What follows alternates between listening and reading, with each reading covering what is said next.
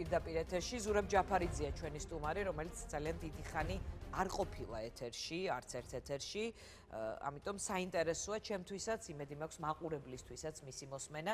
დღეს თქვა, რომ შერიგება შეიძლება თუ მხარებს ამის გაკეთებას დააძალებს წონიანი ძალა, ან დასავლეთი, ან პატრიარქი. ერთი არ იზამს, მეორეს ჰქონდა მცდელობა და ალბათ აღარ იზამს გულისხმობთ. ზურაბიშვილს არ გააჩნია წონა და შესაბამისი პოლიტიკური კაპიტალი. თქვენ ხართ იმ მიწვეულთა შორის, რომელმაც არც არავინ არ გააგზავნა, იმიტომ რომ ზოგი არ მივიდა, მაგრამ გააგზავნეს. მე ვერ ვაგზავნე ვერავის ეს პარტიიდან არ მაქვს ეგეთი დამოკიდებულება ჩემთან პარტიაში ხალხთან რომ ადი ეხა სადღაც მიდი როგორ უნდა ვაკადრო ეგეთი რამე ვინმეს. არა, რავი, მე ჩავთვალე რომ არ იყო საჭირო მისვლა და შესაბამისად არ მივედი. სხვასაც ასეთი სურვილი არ გასჩენია. არა, არც შემითავაზები არავის რა მე პატიჟებოდნენ. პერსონალური მოსაწვევი იყო. რატომ ასე უყურებდით პროცესს? მოსმენის შემდეგაც იგივე აზრის ხართ? კი, რა თქმა უნდა. რას უნდა შეეცვალა აზრი რომ მე არ ვთვლი რომ სალომე ზურაბიშვილს გააჩნია ისეთი პოლიტიკური წონა, მე არ ვთვლი რა ვინ თვლის, არც ვიცი ვინმე შეიძლება თვლიდეს მაგას ამ ქვეყნის შიგნით და ქვეყნის გარეთ რომ მან დააძლიოს ეს კრიზისი საკუთარი ავტორიტეტით და შეძლოს რაღაცა ტიპის შეთანხმებამდე ხარების მიყვანა. უბრალოდ შეუძლებელი მგონია ეგეთი ამის. ის პროცესში შესაძლოა გაიმყარებს თავის როლს. შეუძლებელია. აუ ეს რაღაცა შერიგებას ეძახიან, ხო? რაღაცა ტიპის შეთანხმებამდე უნდა მივიდეს, ხო? ის იმაზე ხო არ არის ლაპარაკი. მე და იმას კობახიძე ნაჩხუბარი კი არა ვართ ერთმანეთში, ხო? ანუ მე უნდა დავიჯერო მაშინ რომ სალომე ზურაბიშვილს აქვს საკმარისი წონა რომ ბიძინა ივანიშვილს ათქმევინოს უარი სასამართლოს კონტროლზე და სასამართლოდან გაუშვას კლანი მაგალითად. თქვენ გჯერათ რომ ამის გაკეთება შეუძლია, ან გჯერათ რომ ივანიშვილი შეუძლია იანიშვილმა ეხა შეიძლება უარი თქვას სასამართლოს კონტროლზე და კლანი გაუშვა სასამართლოდან რაც არის ყველას მოთხოვნა ქვეყნის და ქვეყნის გარეთ. პირველ წყარო ამ პოლარიზების. სასამართლო კარგი მაგალითია, იმიტომ რომ სასამართლოზე საკუთაო კონსენსუსი არსებობს ქვეყნის შიგნითაც და ქვეყნის გარეთაც, რომ ნომერ პირველი ამოცანათო რომ შემიძლია იგივე თქვა საარჩევნო სისტემაზე, შემიძლია იგივე თქვა მილიონ სხვა საკითხზე, რომელიც ჩემს გასაკეთებელია. და არც ყველა საბოლოო ჯამში ყველა ეს საკითხი, გინდა სასამართლო აიღეთ, გინდა საარჩევნო სისტემა აიღეთ, გინდა, რა ვიცი, ეკონომიკაში ბევრი სხვა რაღაცები შემიძლია ჩამოვთვალო, ყველა უკავშირდება იმას, რომ ივანიშვილს არ უნდა ძალაუფლების ხელიდან გაშვება. ხო და სალომე არის ხა ის ადამიანი, იმ წონის ადამიანი, რომელიც ივანიშვილს ძალაუფლების რომელიმე წერტილს გამოგლიჯავს ხელიდან და თუ ის არ არის ესეთი ადამიანი, აბა რაზე ვთანხმდებით, რომ მე და კობახიძე არ ვიჩხუბებთ, არც აქამდე არ მიჩხუბია, არაფერი არ მაქვს შესარიგებელი. კონკრეტული საკითხებია, რომელიც შეიძლება აქვს შესარიგებელი. ხო, შეიძლება მე არა ვარ ის ტიპი, ვინც რაღაცა ვიღაცებს აგინებს, არ მიგინებია და შეიძლება ეგეთი მაშინ არა ვარ გადასული, მაგრამ საბოლოო ჯამში ეს პროცესი უნდა მივიდეს რაღაცა ტიპის შეთანხმებამდე, სადაც რაღაცა ქვეყნისთვის მნიშვნელოვანი გაკეთდება, ხო და მაგაზე შეიძლება შევთანხმდეთ, რომ შევთანხმდებით, რომ სიტყვაზე არჩევნებზე ხმებს აღარ იყიდეს ოცნება და არჩევნები ჩატარდება ნორმალურად, სრულად პროპორციულად დაბალი ბარიერი და ამაზე შეიძლება შევთანხმდეთ. ან შიდა წესების პატივისცემაში არის გამოსავალი და არა რაღაც ამ ტიპის პროცესში.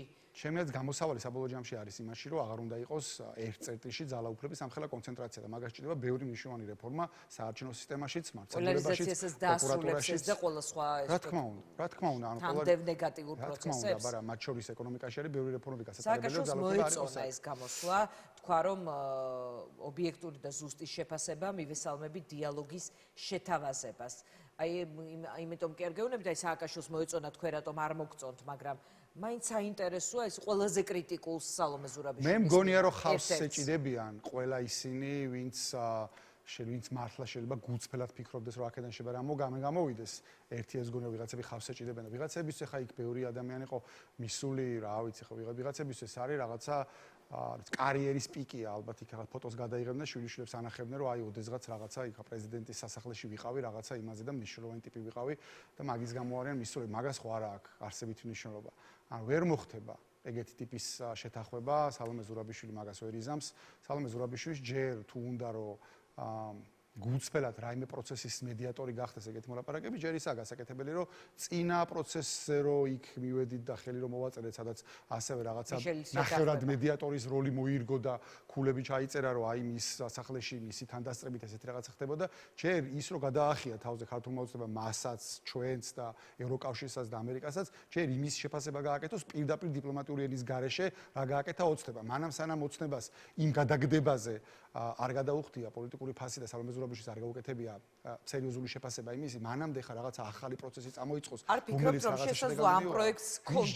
კონდეს დასავლეთის მხარდაჭერა, ოღონდ დასავლეთის სწორედ იმის გათვალისწინებით 19 აპრილის შეთანხმების და ასევე სხვადასხვა პროცესების ფიქრობთ, რომ ეს ქართული პროექტი უნდა იყოს, ახლა რაღაც ტიპის ადგილობრივი რაღაც შეთანხმების. მე არ მგონია დასავლეთი გაერიოს ამაში, მას შემდეგ რაც 19 აპრილის შეთანხმებასთან დაკავშირებით ქართულ მოცემო რაც გააკეთა, როცა გადააგდეს და პრაქტიკულად შეურაცხყოფა მიაყენეს ამითი და არ მგონია კიდევ ერთხელ ამაში თავი გაყონ. ამიტომ შეიძლება რაღაცა განცხადების დონეზე ზოგადად დიალოგს და იმას ხარი დაუჭირონ, რაც რაღაცა სტანდარტული ტექსტი არის ხოლმე, მაგრამ ეგ არაფერს არ ნიშნავს. ისინი აღარ დადგებიან ამის უკან და კიდევ ერთხელ თავს აღარ გაიბანძებიან. ზურა, აი ესეთი კითხვა მაქვს, ხავს ეჭიდებიანო?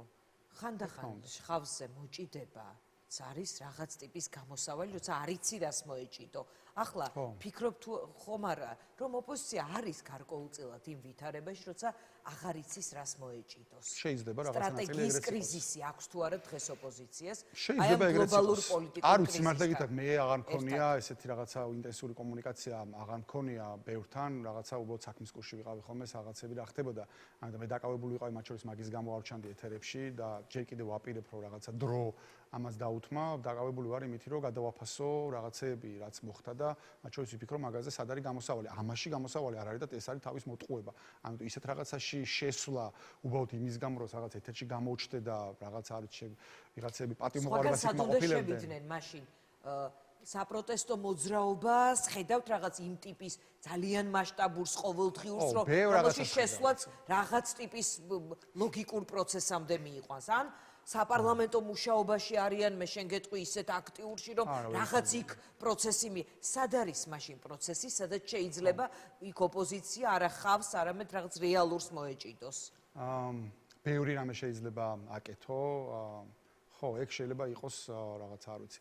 უფანტაზიო პოლიტიკოსების და უფანტაზიო პოლიტიკური ძალების გამოსავალი, რომ ოღონდ რამე პროცესი იყოს პოლიტიკური და ოღონდ მედიის ყურადღების ქვეშ მოვექცე, რომ ზედაპირზე ვიყო და ჩავითვალო, რომ ქართულ პოლიტიკაში ჯერ კიდევ ბოლომდე განწირული არა ვარ და ნებისმიერ რაღაცაში მივიღო მონაწილეობა. მე არ მაქვს ეგეთი დამოკიდებულება, ეგეთი რაღაცები არ მაინტერესებს. ამიტომ ხო, მე ვეძებ მაგ გზებს, სად არის გამოსავალი და რა ვიცი, ჩემთვის გამოსავალი საბოლოო ჯამში დადის იქამდე, რომ რაღაცეები კიდევ ერთხელ ნოლიდან მაქვს ასახსნელი ამ ქვეყნის მოქალაქეებისთვის და ალბათ ინდივიდუალურ პოლიტიკურ პროცესს. შენ თავზე არ ლაპარაკობ, მე მგონი მე და გიჩი მე თავისუფლებაზე ლაპარაკობ. ხო, გასაგებია, მაგრამ თქვენ თავზე არ გეკითხებით. სხვა კუთხიდან გვაქვს ასახსნელი.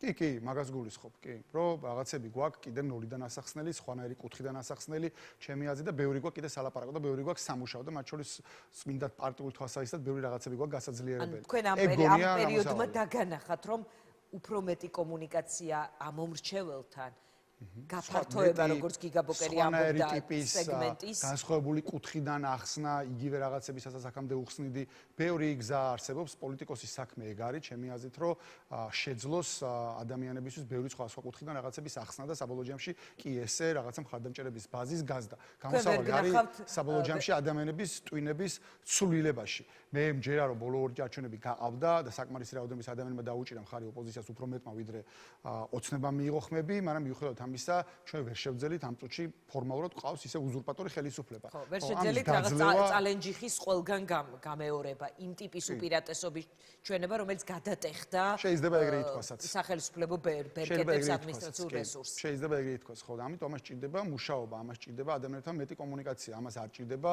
პოზიურობა შამპანიურის ბოკალით, სადღაც ორბელის სასახლეში და დემონსტრირება, რომ მე რაღაცა ვითომ პოლიტიკოსი ვარ. იქ ხალხი იყო, რა ვიცი ხა. არავის არ ვერჩი, მაგრამ დღეს ხა Facebook-ზე ვერთობოდი, მაგრამ რავი ხა რაღაც შატპერაშვილი ვნახე მაგალითად რა. და ბევრი დავინახე ეგეთი ხა, რომლის უკანაც არაფერი არ დგას. არც პოლიტიკოსი, არც პოლიტიკური ძალა, არაფერი არ არის. მაგრამ ნუ რაღაცა გამოჩენის შანსი მიეცა. და იყენებენ ამ შანსს ხო და მე არ ვთვლი რომ რაღაცა პოლიტიკაში ეგ არის ჩემი საქმე.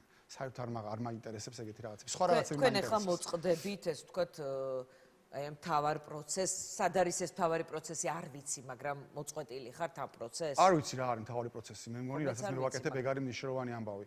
მე მესმის, რომ ეგ პროცესი თუ დაიწყო, რაღაცა მედიის ყურადღებას წაიღეს, მაგრამ აქედან კარგს არაფერს არ ველი. ანუ აქედან ველი პირიქით სულ რაღაცებს. ანუ მე მგონია, რა ვიცი, პროგნოზ გავაკეთებ.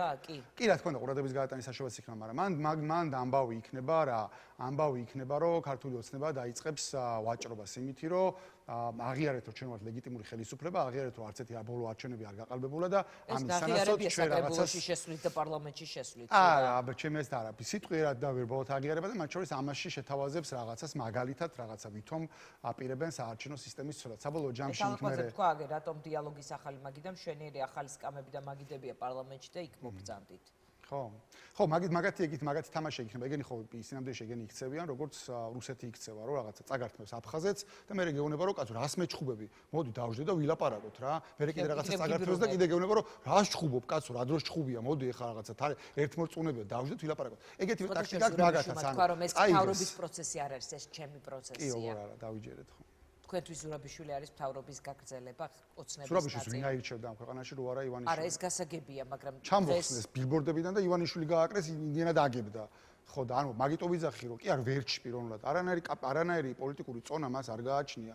როგორც რა ვიცი გახარია სანამ იყო პრემიერი, რავი, იმიჯი ქონდა იმის დედავატირე რაღაცა ხალხმა დაიჯერო მართლა რაღაცა ის იყო და ხოთაშორის მესამე ადგილზე გავიდა ძალიან მძიმე არჩევნებში, თუმცა მე მას და ძალიან საყვედურობ. ეხლა საერთოდ გამქრალია ხო. ეს გაქრობა ლიდერის არის წარმოუდგენელი, არ ვიცი რა სტრატეგიები მუშავდება ამ. მაგის თქმა მინდა მეც რომ ანუ ოცნების და ივანიშვილის გარეშე სალომონ ზურაბიშვილის პოლიტიკური კაპიტალი არაფერი არ არის. არ აქვს მას ეს წონა ეხლა როგორც არ უნდა შევიდეს ამ როლში და შევა დასავლეთში ვიღაცას მოატყოს რომ თვითონ პრეზიდენტია. საპრეზიდენტო მანდატი, რომელსაც ვერავინ ვერ შეუწყვეტს, მათ შორის ვერც ივანიშვილი. და რასიზმს. არა, რა ვიცი, რაღაცები შეუძლია გააკეთოს. მაგა კაი შევეშვა სასამართლოს უფრო მარტივად. თქვენ წარმოგიდგენთ რაიმე ტიპის შეთანხმება, რომლის შეთანხმება ამ შემთხვევაში ნაციონალურ მოძრაობასთან, რომლის ნაწილიც არ იქნება სააკაშვილის გათავისუფლება? ვერ წარმომიდგენია. და გჯერათ რომ ზურაბიშვილი წავა მაგაზე ორჯერ თუ სამჯერ თქვა, საჯარო დრო შანსი არ არის. არაფერი არ არის ამ პროცესში. ხო, მე არ მჯერა. მე რაღაცა ზღაპრების არ მჯერა, მე მჯერა რომ ივანიშვილი ნაციონალურ მოძრაობას რატომ შეერა, როგორ ფიქრობ? არ ამგონია რომ ჯეროდეს, არ ვიცი, ვიღაცებს შეიძლება ჯერათ, ვიღაცებს უბრალოდ თქვენ თვით რომ რაღაცა ხავს ეჭიდებიან, ვიღაცები რაღაცა უნდათ რომ რაღაცა პოლიტიკური პროცესის ნაწილი იყვნენ, ხო, ხავსი მევახსენე. პოლიტიკური პროცესის ნაწილი იყვნენ, იმიტომ რომ ფანტაზია არ ყოფნით რომ რაღაცა სხვა ტიპის პოლიტიკური პროცესი შექმნა, ბევრი მიზეზი შეიძლება არსებობდეს, მაგრამ შემიძლია თავარი ფუნდამენტური ამბავი რაც ყველამ უნდა გაიაზროს, არის ის რომ ქართული ოცნება არის ზუსტად ისეთივე ქცევა ახასიათებს, როგორც ახასიათებს რუსეთს საერთაშორისო პოლიტიკაში. ერთადერთი რამაც შეიძლება ის მათ ძალაუფლების წერტილები ან ძალაუფლება სრულად წაართვას, ეს არის ძალა. მანამ სანამ აქეთა მხარეს ძალა არ დგას, ისინი თავისი ნებით და კეთილი სურვილებით და რაღაცა ქვეყანაზე ზრუნვის მოტივით არაფერს არ დათმობენ. არც სასამართლოს დათმობენ, არც ეროვნულობას დათმობენ და ინფლაციაც გვექნება, არც ვალების აღებას შეწყვეტენ, გადასახადებსაც გაზდიან, არც პოლიციას ეს ძალა იყოს რეალური, უფრო მეტი ადამიანი დაარწმუნონ. ყველამ უნდა იმუშაოს იმაზე, რომ მაგაზე არის საფიქრალი. რომ ძალაუფლების რაღაცა სვეტები, რაზეც დგას საბოლოო ჯამში ოცნება და ივანიშვილი, ეს სვეტები არის მოსანგრევი და მიზანმიმართულად არის სანგრევი. ეს არის ჩემი აზრით საკეთებელი პოლიტიკა დღეს ამ ქვეყანაში. და ამ სვეტების მონგრევა, მათ შორის პირდაპირ გადის იმ ტიპის რეფორმებზე, რა ტიპის რეფორმებსაც მე უჭერ მხარს. ეს არის ჩემი აზრით საკეთებელი, მაგრამ მე ნებისმიერი საერთო პროცესის მონაწილე კი არ სადღაც გავრბივარ. ვიქნები, სადაც დავინახავ, რომ ამას აზრი აქვს და რაღაცა შეიძლება მართლა აქედან რაღაცა გამოვიდეს, მაგრამ არ ვიქნები არც ერთი პროცესის ნაწილი, რომელიც თავიდანვე ვიცი, რომ არის სიმულაცია და რომლის შედეგიც იქნება კიდევ უფრო ცუდი, ვიდრე აქამდე იყო. და ეს პროცესი საერთოდ იქნება კიდე ეგეთი, ანუ კიდე იქნება რაღაცა პროცესი, ვითომ ვიღაცებს რაღაცებზე დაითანხმებენ, ვითომ რაღაცა სრულად შეიძლება დაიხატოს და ბოლოს იქნება ისევ გადაგდება და საბოლოო ჯამში არაფერთ არ დასრულდება. ანუ მათ შორის მაგის ნაწილი იქნება ალბათ მოლაპარაკებები საარჩევნო სისტემაზე, რომ დავალპროცენტიანი ბარიერი იყოს და სულ აპროპორციული, მაგასაც არ იზავენ. ანუ არ არსებობს დღეს ამ წუთში თუ ეს ძალა ჩვენ არ მოვიკრიფეთ და ამ ძალის მოკრება სჭირდება ეგეთ ტიპის მუშაობა, რაც მე ვახსენე. თუ ეგეთ ძალა არ მოვიკრიფეთ და მე მჯერა რომ ამას შევძლებთ ცალსახად, მანამდე სანამ ეგეთ ძალა არსებობს, ისინი არ დათმობენ ამას. მათ აწყობთ 5%-იანი ბარიერი, რომელიც 2024-ში ჩადებული, აწყობთ თუ ხელახალი ვიგარეშე იქნება რომ 30 კაცი მაჟორიტარული იყოს, აწყობთ რომ ძალაუფლება შეინარჩუნოს და ისინი ძალაუფლებას არ დათმობენ, კიდე გავიმეორებ, მანამ სანამ აქედან მხარეს ძალა არ იქნება. ძალა არის შესაქმნელი აქეთკენ. ძალიან დიდი მადლობა ზურას. არაფერს, მადლობა თქვენ. ვფიქრობ საინტერესო იყო თქვენთვის მისი მოსაზრებები.